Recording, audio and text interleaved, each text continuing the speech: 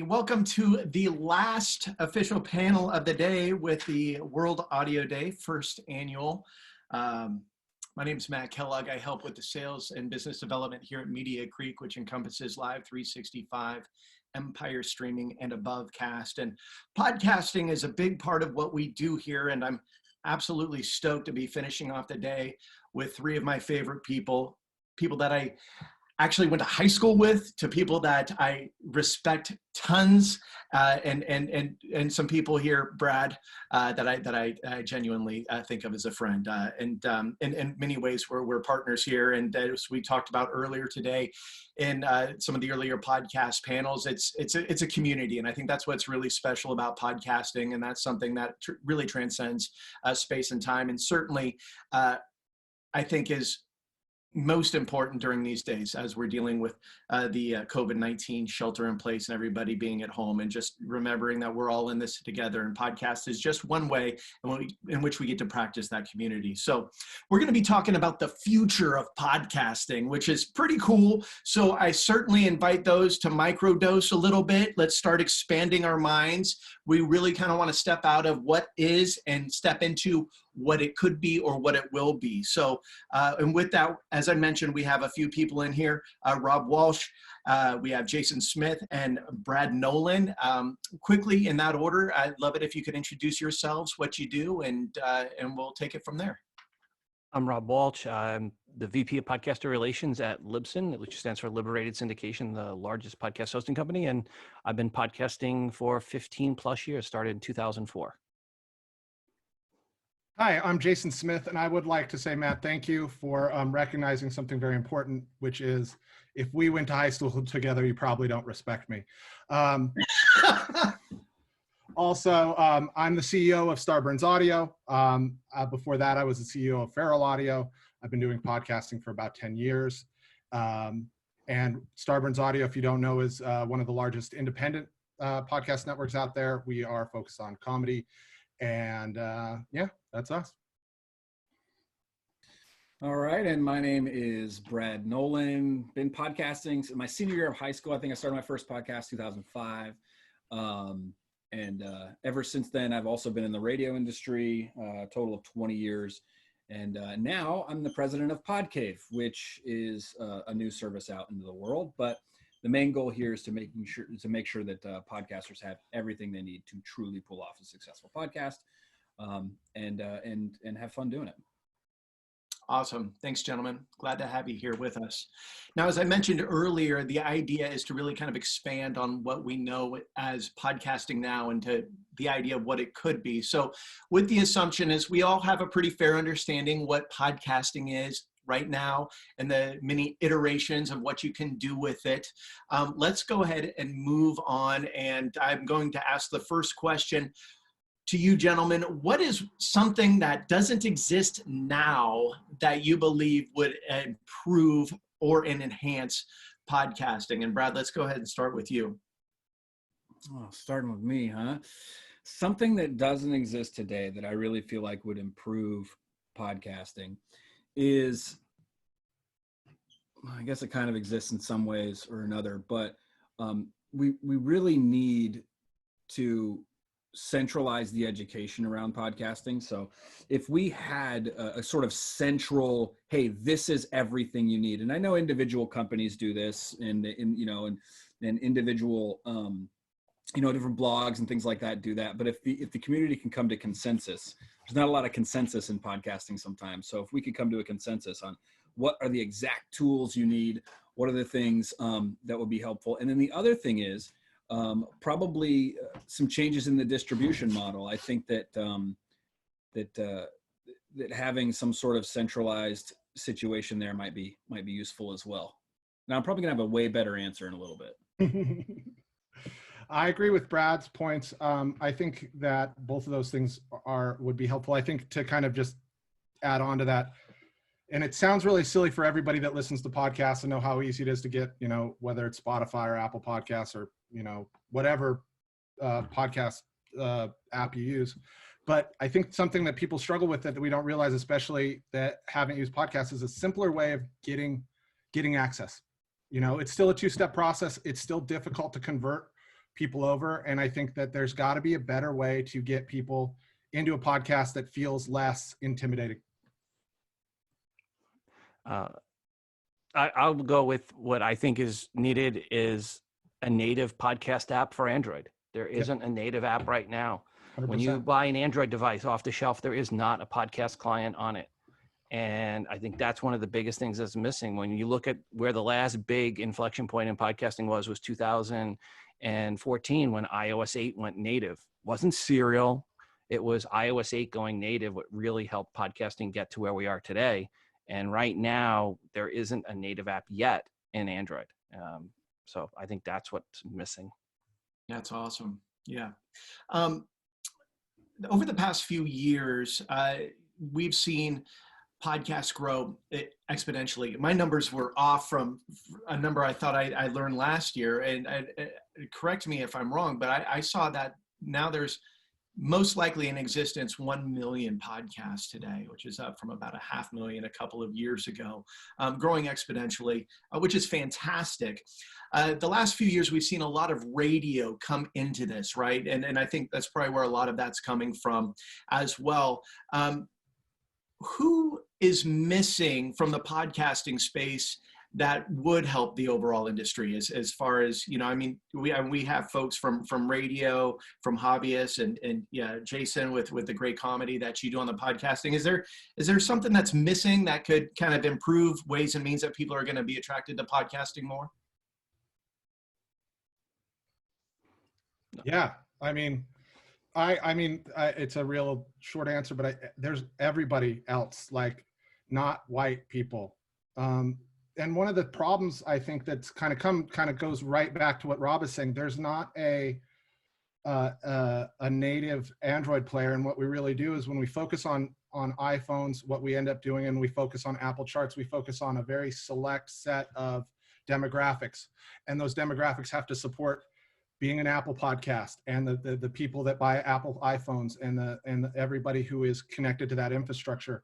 And that's why I think YouTube has been a place for a lot of people to go to that has been, you know, not represented well. You know, there are, you know, and don't get me wrong, there are great Black shows, Latinx shows. There's great LGBT content, but a lot of that stuff has to be crossover simply for the fact that if you want to break big, you're going to have to break big on Apple. And I think that's who's missing. And without being able to bring all that stuff in, you know, people are relegated to doing this on YouTube, and they're doing a great job, but we could use more diversity overall, and not crossover stuff that's for specific demographics, so that they're actually getting content that's useful for them and not having to be completely mainstream. Yeah, I think I would agree with that. I think there's a lot of local things happening in that front, but not a ton of, you know, widespread, you know, kind of mainstream type things. I think what's missing here is you know, there are a lot of storytellers on podcasts and stuff like that, but the music scene is not grabbing a hold of podcasts the way I think maybe they could or should. You know, when you talk to, you know, the Scooter Brauns of the world, or the Atlantic Records, or, you know, all these record people, I'm not sure they understand the value in having artists do podcasts, or I'm not sure the artists understand the value in doing podcasts. And I think one of the things that's going on is it's long form spoken word, right? But it doesn't have to be, and it could be something different, right? You look at these YouTube channels like Hot Ones, who's now on TV, and they also have a podcast and all this other stuff.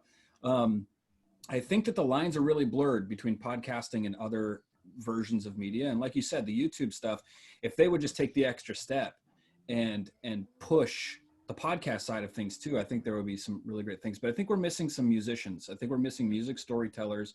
And I think we're missing almost the entire entertainment industry outside of radio half the time. I feel like that's the case. There's little things here, after shows, stuff like that. But I really feel like people who are passionate about things are eligible to podcast. Mm-hmm. So if you like anything, doesn't matter what it is, you should be doing a podcast and getting some creativity out there. Yeah. That's a great point. I totally listened to Brad Pitt's podcast. I mean, it's Brad Pitt. You mentioned music, Brad, and this has been, before I move on, Rob, anything to add there? I would say, you know, when we look at what's missing in podcasting, it's not content. I mean, there's a million podcasts, great. Only 227% are active, but still 270,000 active podcasts are still a lot of content. There are legal issues with music, why there's not a lot of music podcasts, and Spotify has been removing music podcasts.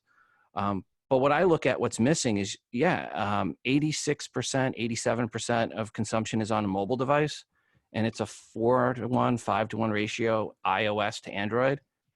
And okay, something really big is missing. Samsung. Samsung is huge on the Android side. Where is Samsung in the podcast world? So when I look at what's missing in the podcast industry, I'm looking at Samsung. They control the other big chunk of mobile devices. They make even more smartphones than Apple, but they have been silent, completely silent in the podcast space. Yeah, that's a good one. And I think that they both said the last thing. I think there needs to be a music licensing setup, or somebody needs to figure out music licensing for podcasts. It really is annoying. The record labels think MP3 is a 4-letter word. Yeah, I mean, people are working on it, right? I mean, it's definitely being approached. I do think there's a lack of education for podcasters around the subject of music in podcasting. I think that they probably should understand the law a little bit better, but it's hard when the lawyers don't understand the law as much when it comes to music, because 8, 9, 10, 15, 20, 30, 300 people own the rights to one song, and it becomes very complicated. Yeah, I'd love to be able to drill into this a little bit more, because you folks are leaders in the industry, and I honestly think, think of like determinism, like what's going to drive change, is it going to be the technology or the people behind it asking for it? So I was on a panel listening earlier, not on the panel, but in a panel on licensing, and this came up, and there was actually questions that have been asked. I know there's some folks actually that are participating or in listening into this panel that have that same question. So I'd love to be able to kind of extrapolate your thoughts a little bit more on music licensing. The way I understand it now is it can be used under the guise of fair use. What fair use is, and I'm taking from what I heard earlier today, is basically if you're talking about a great drum beat from a Rolling Stones song, you can play 5 seconds of that drum beat. Not much, but you can do that. But if you're going to be playing, maybe, yeah, maybe. The real truth is that there's no rights. It's just up to them to decide whether they want to sue you, and you have to protect yourself in court. Yeah. Any amount of music potential opens you up for a lawsuit. Right. It's a download, and a download legally is a mechanical copy. So we're not talking streaming here. We have to talk a completely different language when we talk podcasting. Web streaming hasn't worked out. Podcasting is not web streaming, and the record labels don't want anything to do with it. And I am doubtful there will be any segue or any headway made with music in the next 10 years. I just don't see it happening. Would a transition to progressive download rather than a complete download change that a little bit? Technically it's still a download. Even with buffers to your device, it's still technically considered a download. This music thing has always been interesting to me, coming from the radio world and dealing with artists and the labels and how all that stuff works. And it's always been fascinating to me that it's not quite understood how important this could be for not only the podcasters, but the musicians themselves. And so I do disagree a little bit in what headway could be made, but I think it needs to start on the outside, which is independent artists. And I think that there's something to be said here for independent artists who own their music coming together to create a podcast library of amazing songs. It's already been done. It's already been done. PodSafe Music Library. I mean, we had this in the early days of podcasting. Magnatune is a label that makes podcast music available for podcasters. It's not about the indie podcast. There's always been indie music available. Mevio Podshow had a music library. So it's been there, but nobody wants the indie music overall. That was the problem. You had a few people like Dave's Lounge, Celtic Music Podcast. A few people took up that, but what people really wanted was be able to play a clip from the Village People's YMCA or something like that. And that And the record labels just don't want to do that. I mean, we've made offers to the record labels, give us your old worn out catalog that's not getting any traction and let us make that available. And they said, no, they just don't. It really is the record labels don't want to do this. I have a cousin, it's high up in one of the record labels. And his quote to me was, he was in a room with these people and the one person said, and this is like 10 years ago, he goes, I miss vinyl. I miss the days of vinyl. This digital stuff is horrible. That's what the record label's mentality. They don't like digital. I think for me, it's, and yeah, I think you're absolutely right. But I do think it's about time, right? Friendster, wrong time. I do think that companies are now figuring out that their love of vinyl is irrelevant. At some point, the record labels will have to figure out how irrelevant some of their thoughts are. And at that point, something will break bad and we'll have some music. I hope so. Yeah, I think we can all agree on that. I think we all want it. I guess I'm just a pessimist. Yeah. I've seen no traction in 15 years on this topic. Do you think Spotify could potentially bring more music stuff as they start evolving? Just out of curiosity, Rob? Spotify's actually been kicking podcasts out that have indie music in it, saying there's other ways for you to get your music onto Spotify. So Spotify's even taken it the other direction. It's gotten worse based on how Spotify, at least Apple, leaves the indie music podcasts be. Right. But Spotify's kicked a bunch of them out and said, look, we don't want music podcasts. There's other ways for people to get music in Spotify, not via podcast. Interesting. It is interesting. That's why we stick to comedy and very little singing. That's right. That's the safest thing. Stay away from music, unless it was created before 1923. There you go. Listen, coming up on 1923. So the John Philip Sousa podcast. Let's get it done. Yeah. 76 trombones. Listen, I want to pivot off of that a little bit and I'll talk about a couple things. I mentioned it a little bit earlier about progressive downloads or progressive streaming. My understanding is there is a little more data and analytic advantage that can be had with that as compared to a download. I love your take on that. And based on that, do you think the download will, like the download as opposed to a progressive download, will become a thing of the past? And if so, when? I would say no, it will not be a thing of the past. And the issue is the progressive download. You don't get any additional information from Apple, where 64% of the consumption comes from. So you're not getting any information from them on what's happening. You're not getting it from Spotify, which allows the download either. You can go in and look at a little bit to see how far on average people listen across episodes. But if you're having ads running in there, you don't know. So the whole idea of that progressive giving you more information is, on a player on your website, if you control the whole ecosystem, sure, but only 5% of downloads, less than 5%, come from the websites. So, people are consuming how they want to consume, and that's on a mobile aggregator app. And there's no advantage for the listeners to get it delivered on your website. Matter of fact, it's an inconvenience. Jason, what do you think? Yeah, I have a tendency to agree. I think that it's just not how people are consuming yet. I understand from the advertiser's point of view, and I think that, and even to a point mine, there's a lot of information that can be gleaned from that. But the truth is, like, it's all fractured, and the data we get is different. How it's being tracked is different. All the requirements that, what we get from Apple and what we get from Spotify, what we get from Chartable, what we get from, any of these, Google Play, all has, none of that stuff's connected, and it's not necessarily accurate. It's accurate to them, but it's not accurate to the overall ecosystem, first of all.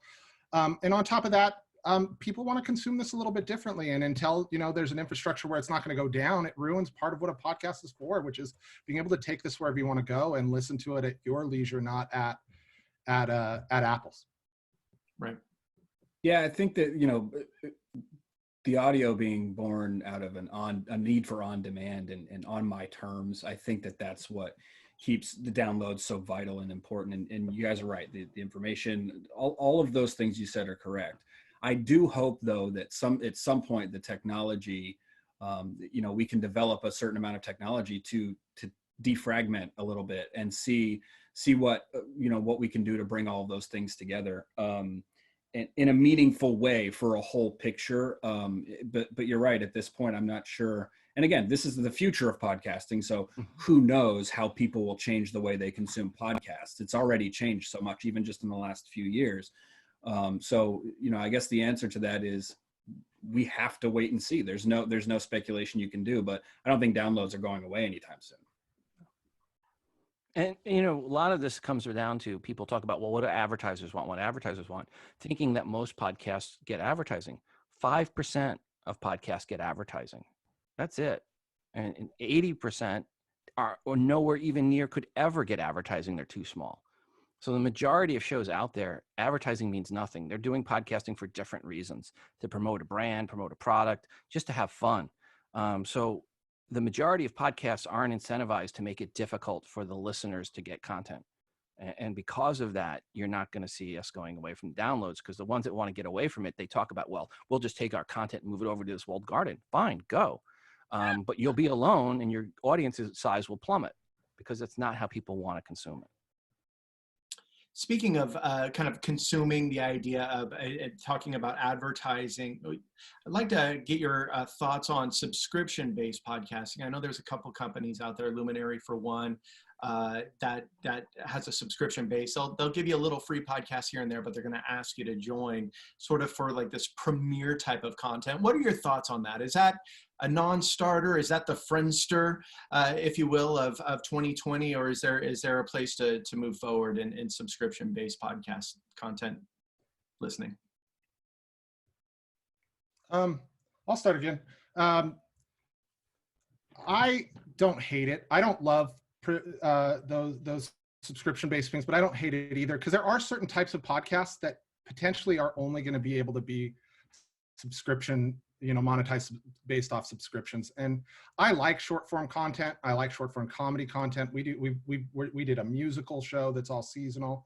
We've done some seasonal pieces, but they're tricky. They're tricky for advertising purposes, and to get to the level of and the investment that's required to create them and get them out in the world can sometimes mean that stuff, unless that was put on some sort of premium channel, may not get any play or may not be able to recoup all the time. Sometimes it can, and there are some great examples of that, especially in the true crime arena, and there's some other pieces. But I do see, like, Stitcher providing a valuable opportunity, and Audible, even if you want to consider them in the space, for bringing on some of those exclusive pieces that couldn't be made, and that we can create that way. But in general, I don't think that that's the way everything can go and should go. But in those instances, if they're truly premium, and I think that's, to me, the biggest thing with this is, I don't think all the content on those premium channels that they're making you pay for is actually premium content. I actually think a lot of times what you get is the sloppy seconds, right? You get the Daily Show here, and then you get Trevor Noah's side show here. You get the meat, and what they're all offering is that free service, and you get a secondary or supplemental podcast that they know isn't getting as much traction. It's the name that attracts the people to sign up, but it's not their best work. It's not premium, and so that's kind of where I land. And you look at Luminary. You mentioned Luminary. First off, they have a broken business model. It was never going to work. They're going to wind up dead in a few years or less. And it's not because people don't want premium content. They just don't want premium content from a lot of people they don't know. Mark Maron, when he had his premium content, had 43,000 paid monthly subscribers to his premium content through us. And then he moved over to Hal, which was a one-to-many, which was predated Luminary. And 6 months later, less than half that number of people were subscribed to all the shows they had, not just his. So when it was one-to-one, people liked it. And I think one-to-one premium has a future. One-to-many, no. The Luminaries of the world, they want to be the next Netflix. It's not going to work in the podcasting space because there's so much great free content available. You won't see. Ultimately, Luminaries' $100 million will be pissed away. Their app has a market share of 0.03%. I mean, so I think people have spoke about what they thought about one-to-many with Hal and with Luminary, and they've said, no, we don't like it. Yeah, I'm not willing to go down the road of saying what I think exactly will happen. I do know we thought it was silly to pay for DVDs in the mail, and we thought it was silly to, pay extra for CBS when we already had it. I think that the world of technology and the way people consume, again, is fragmented. I think there are probably going to be some use cases where this makes complete sense, and maybe it's what you're saying, Rob, with one-to-one premium. Maybe it's that, and I just think that it's hard to speculate when Blockbuster's famous quote of like, Netflix, that's not going to work. So I don't want to be in the Blockbuster position of saying I don't think something's going to work. What I think we do need to do is pay attention to what not only listeners are doing, but what podcasters need. Look, my company's the David to the Goliaths of the world, and all we can do is focus on what the individual podcaster needs to execute a great show and pay attention to what listeners are doing. But I think that the paywall thing is probably going to work in some use cases. I don't think it will be the norm. I don't think it's going to be something that we go, back in the day, we didn't have to pay for podcasts. I don't think that's going to be the case, but I wouldn't rule it out in some situations. Jason, you mentioned kind of different types of content that play better or actually make sense to a subscription or a type of pay gate. Can you expand on that a little bit? Like what are you talking about? Like X-rated stuff or what? I mean, yeah, that too. I mean, if you wanted to create that kind of stuff and you wanted to have it behind a paywall, but for instance, I'm working on a show right now it's a musical, it's a rock opera, it's set in the Old West, it's a comedy, it's 12 episodes. It might have a second season ahead of it. It's great, right? It's great, but it's also going to cost me, $250,000 to produce at the end of the day, right? And I want it to be awesome, but I also don't have a lot of, we have done seasonal stuff in the past, but it's at a show that size, that's something big, and there's a lot of risk in there. Selling that to an Audible or selling that to a Stitcher is going to make me feel a lot more comfortable about making content like that and having the ability to put my full force of effort onto it. If I go through the ad model, somebody's going to want to know how many installs I'm going to have. So I'm going to have my marketing plan. I'm going to have to guess all these pieces. I'm going to have to hope that we hit those numbers and and make sure everything aligns. And it just becomes a very risky proposition to make that kind of content. Now this one's an exception to the rule, and I'm using it as an extreme, but any type of content like that, we have a great show right now with Adam Conover, Humans Who Make Games, and it's a short form piece. And so Adam's got his other shows over at Earwolf, and he has his stuff over at HeadGum, and this is another thing he's doing. But this is going to be in and out in 12 episodes, and to get that, by the time I'm really monetizing that full, growing and all that stuff, it could be over, and it behooves me to research and hopefully find a place where that content can live and be seen. So that's the kind of stuff I'm talking about on that end.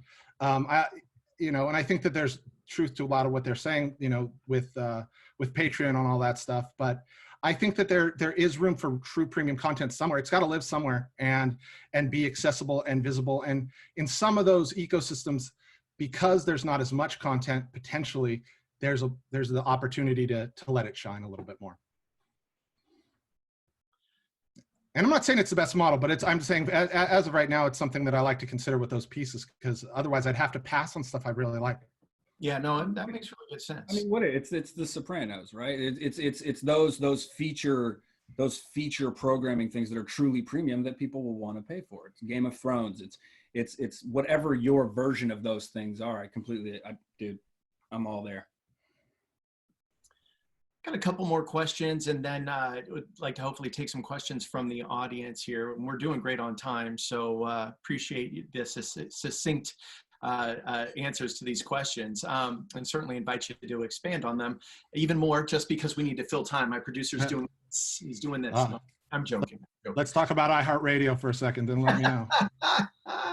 How can iHeartRadio be better? They've actually, well, let's go off of that. They've done a lot of investing into their podcasting. They've made a lot of effort. I remember even as an employee of iHeart, when they first launched it, I remember encouraged jocks like me to create short form content to put it out there. And they've moved well beyond that.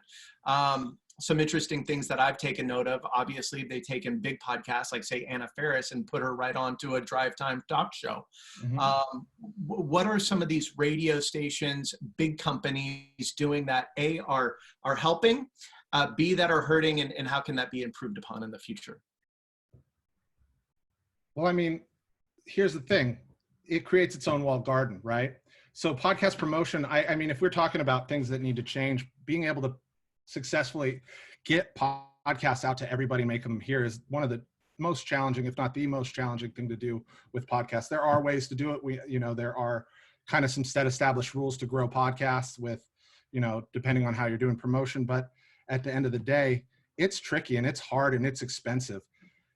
When iHeart is putting everything on the radio, I think it's great, but that's only for iHeart shows, and it's for shows that are being sold through there. And so you're creating your own. You're basically what's happening is, I've seen some shows on there that I've passed on personally, that I'm like, this is, I've listened to the content, I know it's not quality, but because it's been played on iHeart and on the radio, that thing's up in the top 10, top 20, maybe not forever, but they're getting a huge boost in the rankings where most people that are listening to podcasts are finding them.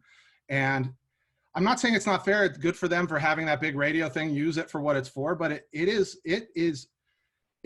makes it very tricky and even more challenging for everybody else to be able to have a voice when they're able to get those radio listeners over and basically control the charts from that point of view. Yeah, I mean, I've worked at all the majors in radio, and I was there like you, Matt, when Clear Channel became iHeart, and here's the thing. There's a couple things. The good news is they're doing their best to mass appeal podcasts, right? The bad news is a little bit more nefarious, in that the running joke that me and my radio friends is they finally figured out how not to pay talent, right? And the other side of this is I think radio sometimes, and this is not iHeart specific, I think this is just in general, radio sometimes with an older school mentality feels like there's shelf space, right? So like if you go to a store and there's a Coca-Cola in the store and you own RC Cola, you go, you know what? I'm going to buy Coca-Cola so that I can put my drink here. And I think sometimes with radio, they feel like they're buying podcasts so they can have that shelf space. But I think the thing that we're not remembering when they do that is there's no shelf space. This is not a zero-sum game. And so I think that, to your point about them getting distribution, I think they've realized now that radio is simply distribution. It's not the end-all be-all anymore. It's just like Twitter or Spotify or YouTube or whatever. It's just another distribution model. And I think that while they might have that advantage, I think that the other side of this is that distribution model isn't as powerful as it once was. And I'm not sure that there's really a competition to be played there. I do think that the good news is they're mainstreaming. I think the bad news is I'm not sure talent's winning that battle. Indie podcasts are much, look at the number of downloads indie podcasters get. It's much greater than what iHeartRadio gets. iHeartRadio is a small, tiny percentage, download wise and number of show wise. So when you look at it overall, Joe Rogan blows away everything iHeartRadio does. Nothing they have comes close. Not even Will Ferrell. Right. So Rogan is bigger than everything that iHeartRadio has. And I think you need to put that into perspective. You don't need a lot of money to get into popular podcasting. What you need is a lot of word of mouth and a lot of talent. And it always comes down to talent. Yeah. The podcasts that are up there, the big ones, haven't, Tom Segura with Your Mom's House, they haven't spent money to market their podcast, to buy ads on other shows, to buy billboards. It's their audience going out and saying, hey, listen to the show. I really like it. And that's something that I don't think the iHeartRadios of the world get. They don't understand that you can grow a show with zero budget and be in the top of the charts, but it takes some work and it takes a lot of talent. Yeah, to your point, Rob, I think that's the thing and that's kind of what I meant by the old radio infrastructure, is that they feel like they've got this thing and you're lucky to be with a radio company. And in some cases you are, but I think that they are overestimating the power of that distribution model entirely. It's a good thing that there actually isn't a centralized place for podcast distribution. It's a good thing that Apple has held on and done what they've done and allowed their database to be, scraped by Overcast and Castbox and all the others. So while Apple's 64%, another 15% pull from Apple's directory. So they've made it less centralized, and Spotify's comes in now at 9% of consumption. And hopefully Google Podcasts eventually. Google Podcasts, I really do believe in the future, they will have a native app, and that will significantly change the numbers and rise the tide, so to speak, in podcasting. Nice.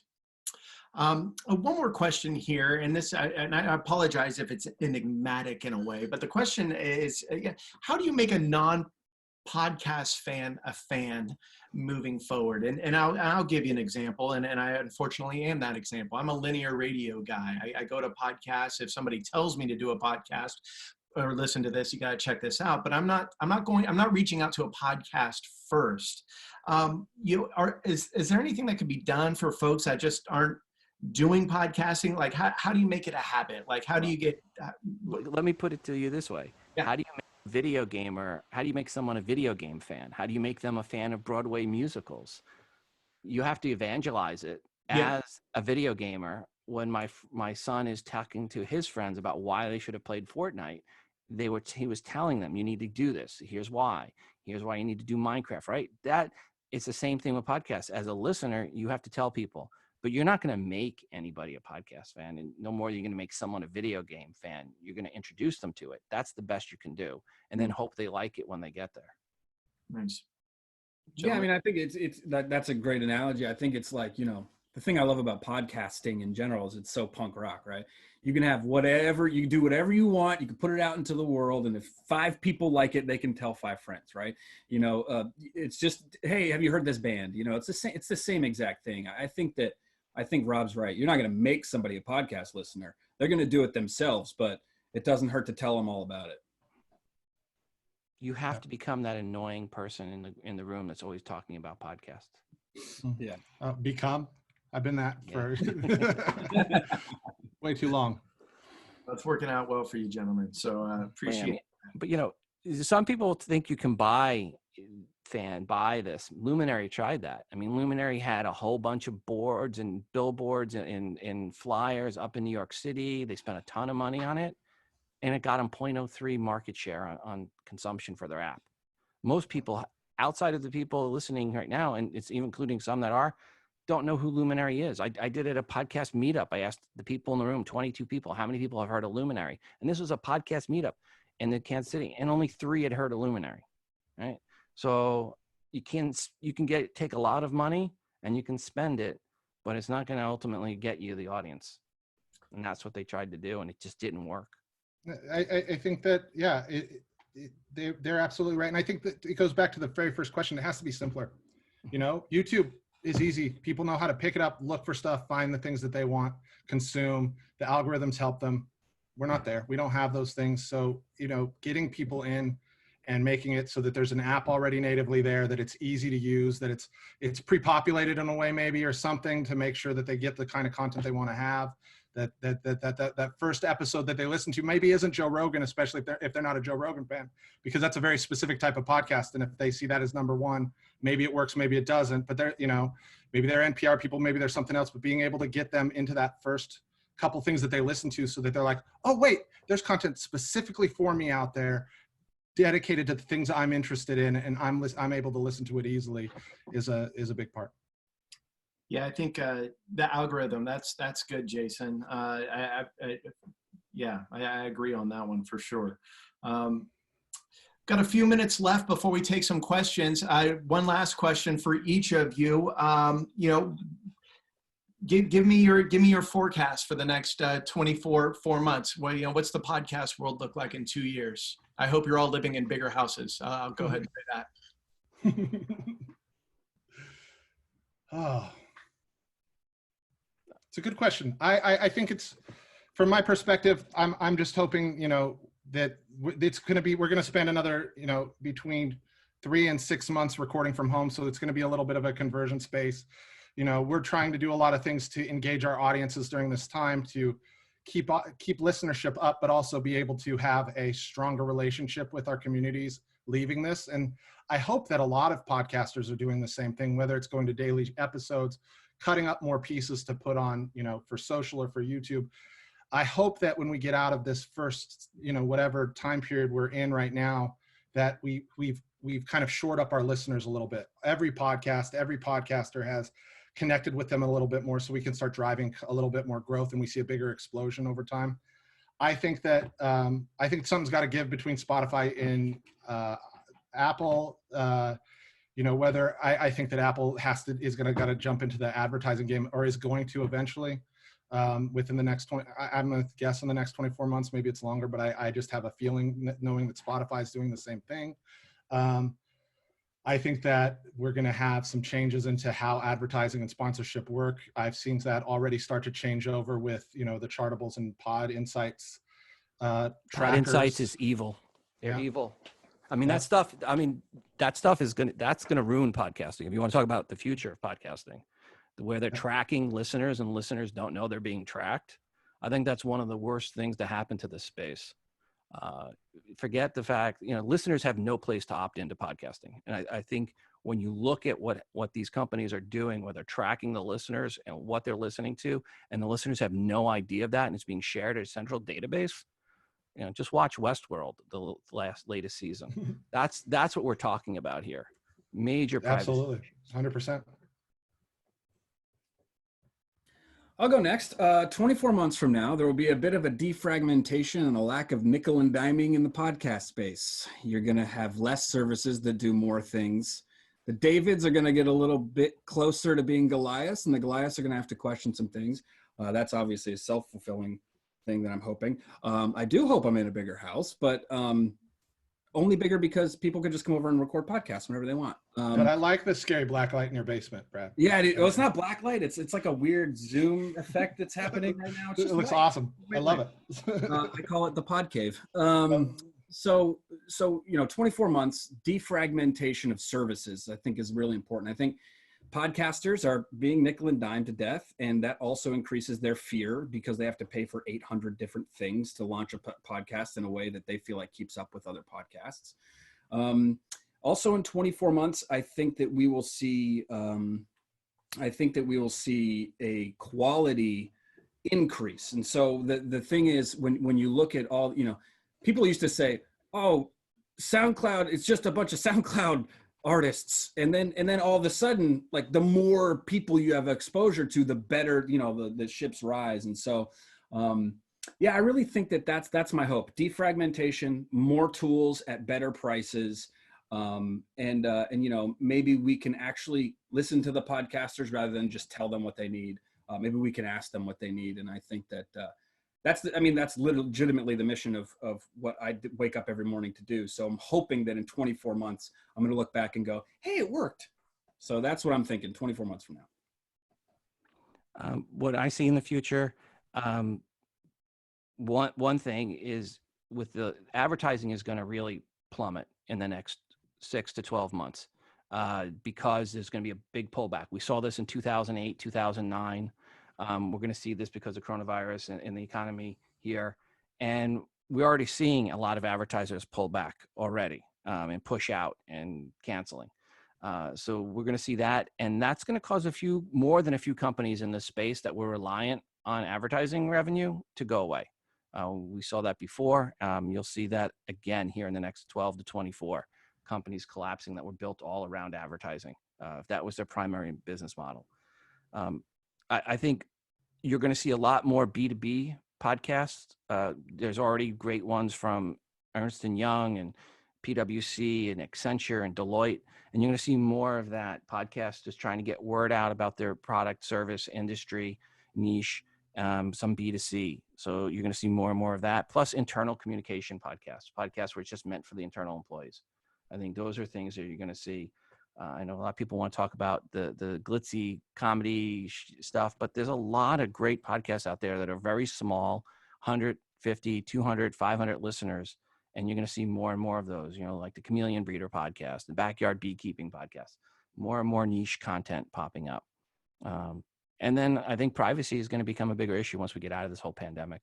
I think with Google killing off the third-party browser tracking pixel, that's going to kill companies that rely on that, like the Pod Insights and any of the others that are going to be using that for tracking purposes.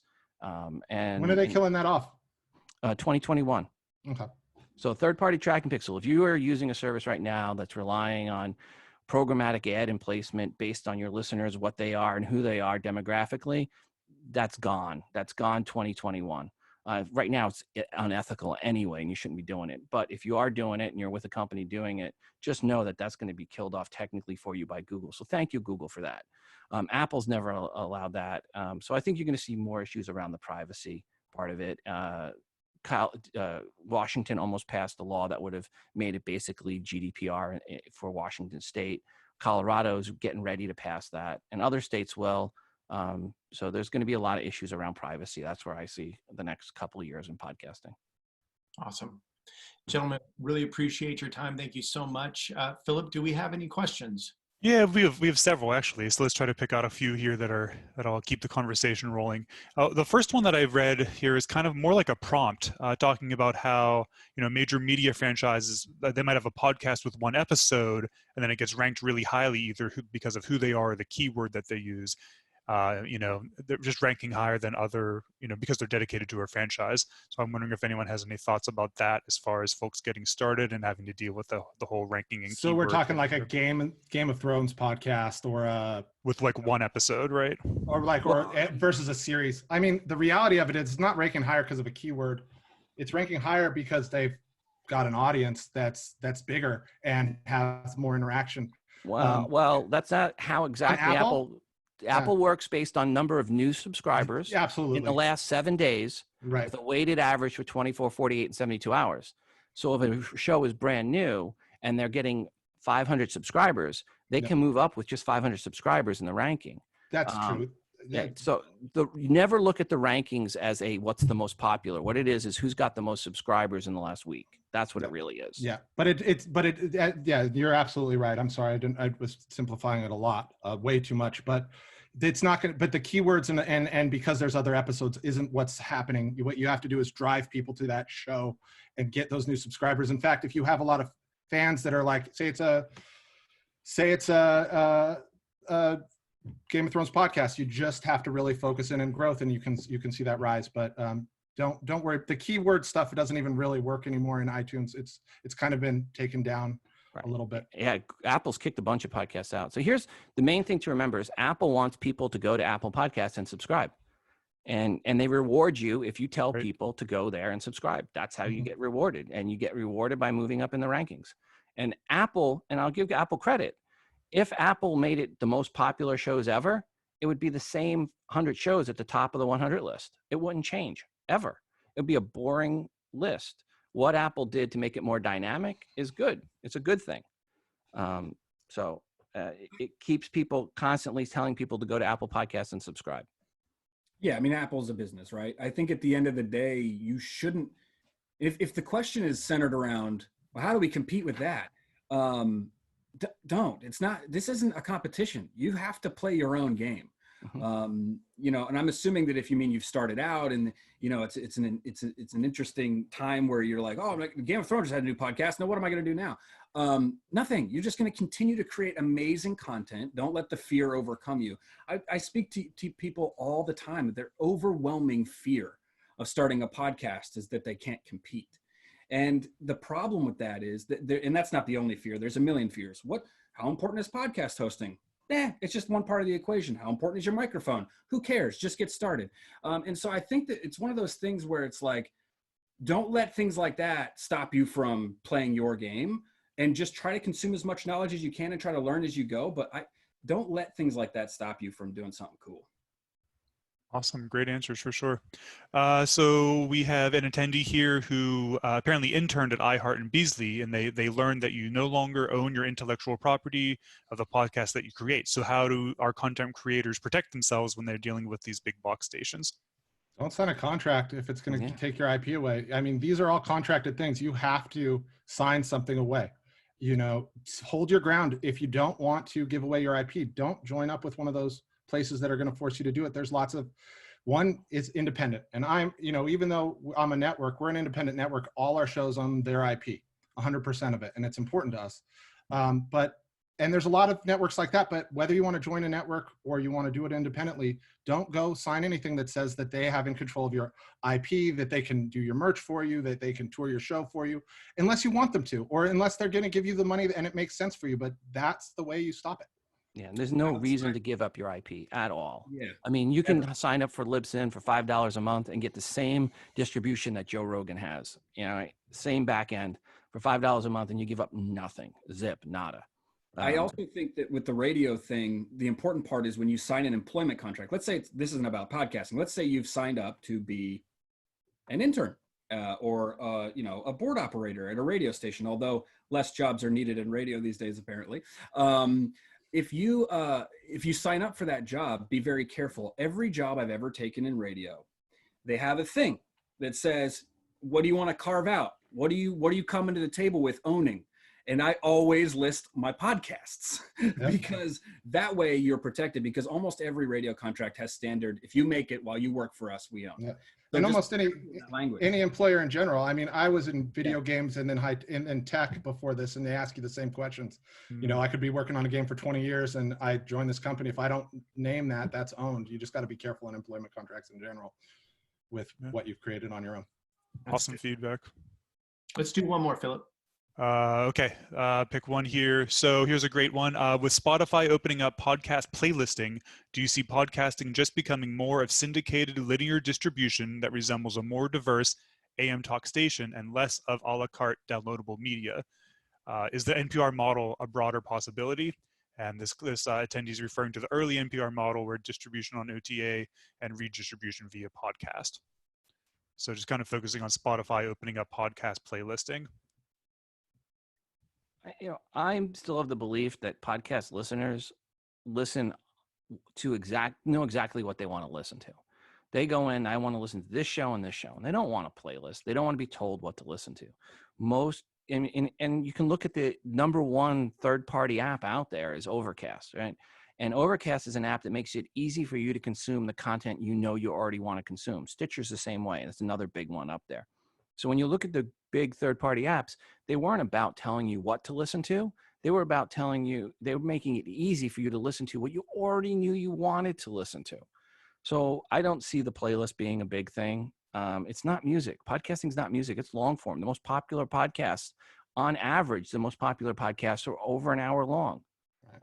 So it's not short little snippet content. You know, and it probably is an unfair comparison, but Google Play has tried to do these big playlists where everything's kind of discovery, and who would want to do that? You don't want to you listen to audio podcasts because you could skip it. You can listen to a couple minutes and go. Podcasts aren't formatted that way. You gotta want it for the long haul, and nobody needs a 20-hour playlist. By the time they get to the end of it, they're going to be pissed off at all the stuff they've missed. Yeah, I don't know. Yeah, I think that for me, man, I don't know if I'm just the guy in the room that's like does not want to poop on stuff. I don't know, like maybe no one's hurt me recently. I've been hurt just this morning. We can't say that. Like, I don't think we can say that. Mm-hmm. I've heard some amazing 7-minute podcasts. Yeah, well, I like. That's different. I think that's different. I think if you look at, you have to look at what people actually listen to. Go look at the top podcasts that are in Apple Podcasts on the charts. I mean, not the charts, the episodes. And what you see is 65 minutes is the average of the top 200 episodes. And that's actually consumption. Awesome. But I'm not willing to tell people that we know we are the end all be all. Look, I mean, Spotify is curator kings. Like that's what they kind of made their game on. When I asked people when I was in radio, how do you discover new music? Used to be via the radio. Now it's through, I just throw on whatever Spotify thing and I discover new music. I can't bring myself to say that people like to guess what behavior is going to be. I think the more opportunities to discover podcasts, the better. So if playlists are a thing, that's cool. Like whoever wants to consume that way can consume that way. I just don't think they're going to be the big. The question was that going to be the big thing? I don't think it's going to be the big thing, right? I think the majority of people aren't going to want that. Yeah, I think that anything that helps discovery, whether it's radio or it's mid rolls or it's playlists, anything that can add the ability for these things to be discovered is helpful. And I agree with you on that part, Brad. I don't know that having just a big playlist of stuff. I mean, we're using them to try to merge like certain songs with shows so that there's kind of a holistic kind of listening playlist, as opposed to trying to just like, I don't want to shove like 4 different, like create a Starburns audio podcast of 5 1-hour shows, but as opposed to one dumb people out town episode with some songs that kind of make sense, and maybe some small piece of content that kind of ties it all together. But like, I think there's an awareness that needs to happen. And if it can help grow that, I will embrace it. But I don't see it. How many of you have spent more than 5 minutes scrolling through Netflix, looking at all the different things that there's, trying to find something, right? And they're giving you stuff that's based on what you've already watched, and that's long form content. And that's more similar to what podcasting is than what music is, songs are, which Spotify knows. But to get where Spotify was, to get their algorithms as good as they are for you to find anything, and they've had $1 million contests for algorithms, and they still don't get it right. Right? And you still go into Netflix and go, oh, you can't find anything. Then you go over to Amazon Prime, and then you go over to HBO, and then you go to CBS, and you go through all these different things. It's really difficult to recommend long form content.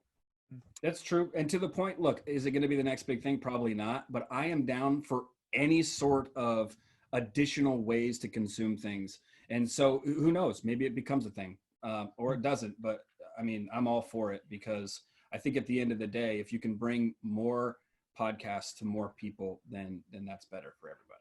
So to wrap up World Audio Day, we have a fun lightning round question, 10 seconds basically. Favorite podcast show that you recently found and are enjoying? Oh my goodness. Okay, mine's very interesting. I was on a drive pre-corona, and I found We Crash, which is it's a limited series, a saga of WeWork from top of the barrel to bottom of wherever they ended up landing. And I'll tell you what, like limited series, I love those. So We Crash was a recent one that I listened to. I'm a big fan of Big Falls. I don't know why. It's just a fun thing to watch. You know, Enron, WeWork. It's interesting. It's awesome. I'm going to stay away from my shows because I've been listening to a lot of them, and there's some great ones. But I have a crush on the show Scrubs, and so I've been listening to a lot of Fake Doctors, Real Friends. I love those guys, and I love that show. That was my favorite show when it was on until it was off, and then a lot longer after that. And so I can listen to Faison and JD do that all day long. I'd have to say the most recent one was The Mandalore, which is about the Mandalorian television show. So that was the most recent one I got into. Awesome.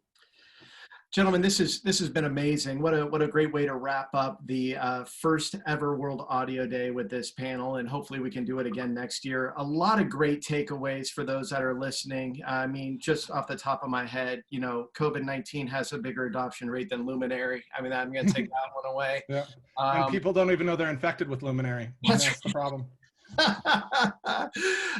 Really, it's been a blessing to have you on with us and participate. You guys are awesome. We look forward to seeing you in person one of these days eventually.